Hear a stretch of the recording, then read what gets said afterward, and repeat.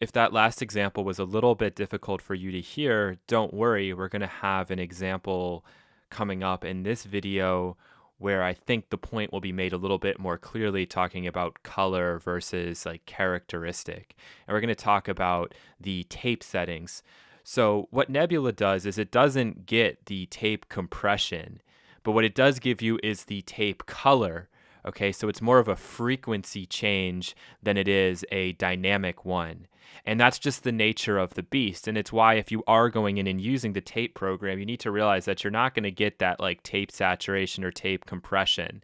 You're going to have to apply that separately. But what you will get is the color of the different tape formulas. And some tape formulas can be more aggressive than others. So just as an example here, this isn't going to be true to real life, but if we bring in the TDR Nova, for example, we could go in and imagine that we were creating like the frequency response of a tape machine. You can even just search it in Google and look at images, but it could be even pretty aggressive. So if we go in here and take something like,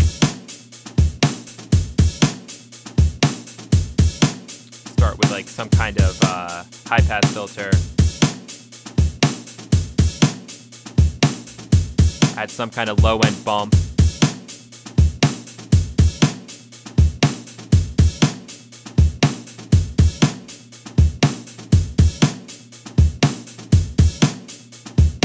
and have something like a smooth shelf rolling off the top end, this could be characteristic of some tape formula. Okay, so the actual tape itself along with the tape machine, this could be how the signal is being colored. And for certain styles of music, this is something that a lot of people enjoy.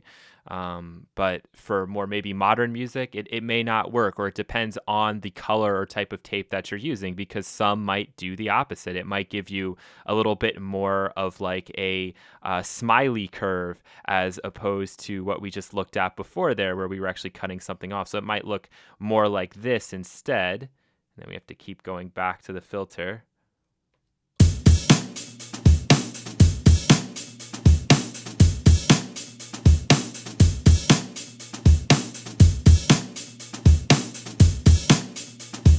Right, so it just depends on the actual tape formula that's being used. So if we go into Nebula here and we load up the tape, again, we're not going to be getting the tape compression, which is one of the main reasons why we'd want to use tape, but we will get the coloration.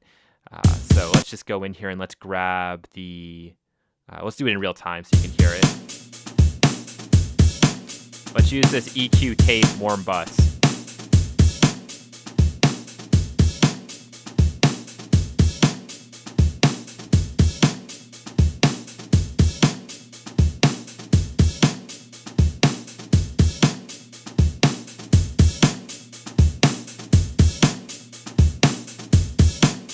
So what's amazing about this is not only has it added 2 decibels of gain, but it's really completely changed the frequency spectrum of this drum loop.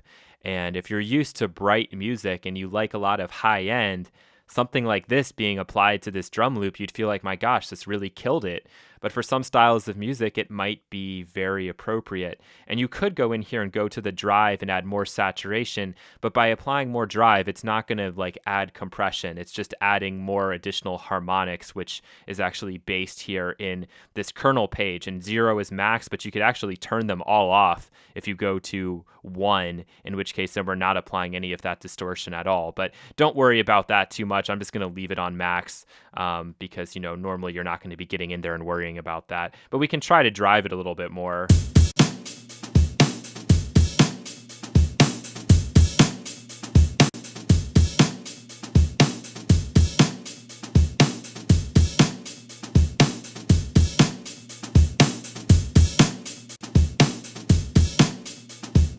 And, you know, maybe you hear a difference, maybe you don't. I don't really hear that big of a difference. So, again, I need to definitely work on maybe getting some golden ears here, but it is what it is. We can go in and we can try some of these high-end tapes. And now these high-end tapes may not color the sound quite as much. So let's just go back here and I want to initialize this. So I'm just going to delete it and bring in another instance. Now let's try the other formulas and just listen to how they impact the sound.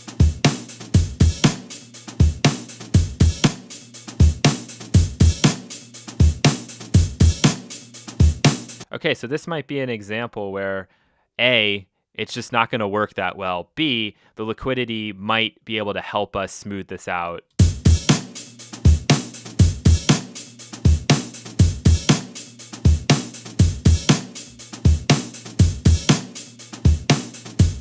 How much gain is being added in here? Quite a bit.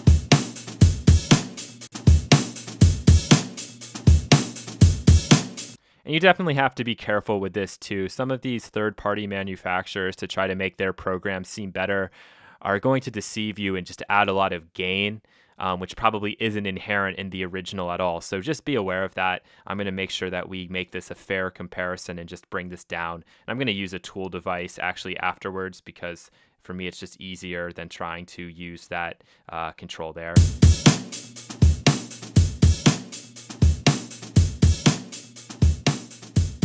A little bit too much.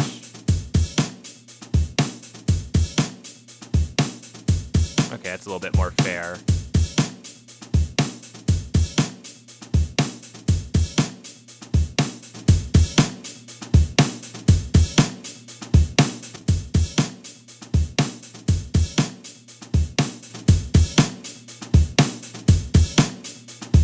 So you can hear how much this is actually really killing and taking away from the low end and from this drum loop. So this probably wouldn't be appropriate here either, unless that was the effect that you were going for. And then we can try one more here.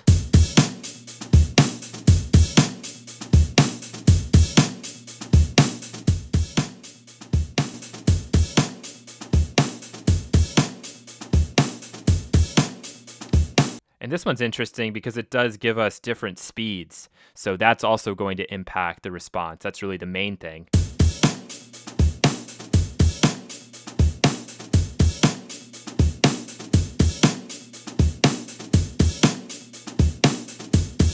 Again, it's adding in quite a bit of gain.